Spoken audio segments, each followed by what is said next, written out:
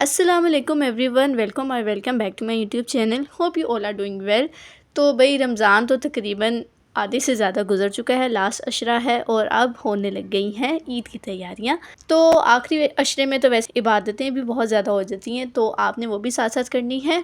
और मैं आज आपके साथ बहुत ही मज़ेदार सी लेज़ी केक की रेसिपी शेयर करने वाली हूँ, जिसे खा के आपने लेज़ी नहीं होना है, लेकिन आपने फास्ट ज़रूर हो जाना है। तो चलें रेसिपी स्टार्ट करते हैं। अब इसके लिए सबसे पहले मैंने लिए हैं मैरी बिस्किट के 6 पैकेट्स। आप चाहे तो मैरी बिस्किट ले लें या तो फिर कोई दूसरा ले लें, मगर क्रीम के बगैर। इसके बाद इसके लिए मैंने लिए है 150 ग्राम कुकिंग चॉकलेट, 1 कप पानी, 50 ग्राम मैंने लिया है बटर, 5 टेबलस्पून शुगर और 3 टेबलस्पून इसमें मिल्क पाउडर ऐड करेंगे। अब सबसे पहले एक कढ़ाई लेंगे, उसके अंदर बटर ऐड करेंगे, शुगर ऐड करेंगे, मिल्क पाउडर और पानी ऐड करेंगे। इसको हमने मीडियम फ्लेम पर पकाना है। अब जब इसके अंदर उबाल आ जाएगा, फिर हम इसके अंदर कुकिंग चॉकलेट ऐड करेंगे। मैंने डार्क चॉकलेट यूज़ की है, अगर तो आप मिल्की चॉकलेट यूज़ करना चाहती हैं तो वो भी कर सकती हैं।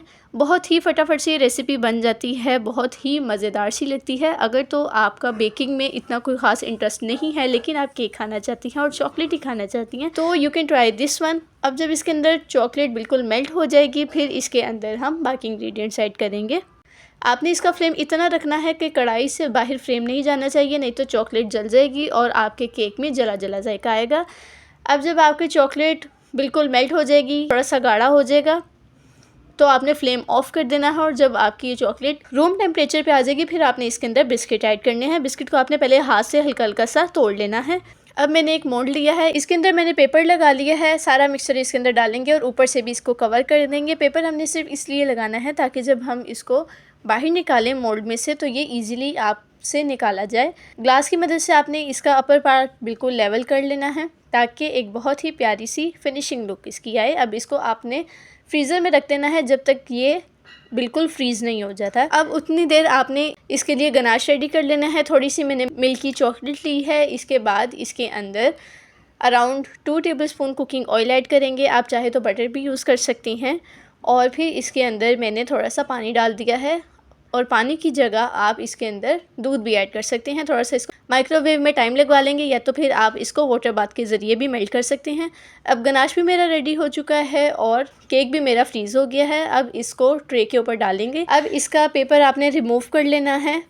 जब तक आपका केक बिल्कुल अच्छे तरीके से फ्रीज़ नहीं होता है, आपने इसको फ्रीज़र से नहीं निकालना है, क्योंकि जितना अच्छे से फ्रीज़ हुआ होगा उतनी ही अच्छी इसकी लुक होगी। और आपने इसको फ्रीज़र से तब निकालना है जब आपने इसको सर्व करना है। ये नहीं करना कि आपने आधे घंटे पहले इसको फ्रीज़र से निकाल के रख दिया, अब काम करती जा रही हैं दूसरे और गनाश डाल के फिर आप इसे सर्व कर दें। आपकी सारी ये इधर चॉकलेट अलग और बिस्किट अलग हो जाने हैं, आपकी मेहनत में पानी फिर जाना है।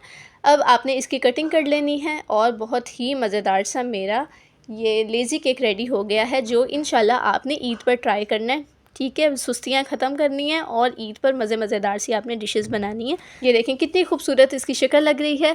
अब आप ये रेसिपी लाजमी ट्राई करें और मिलते हैं नेक्स्ट वीडियो में। अल्लाह हाफिज़।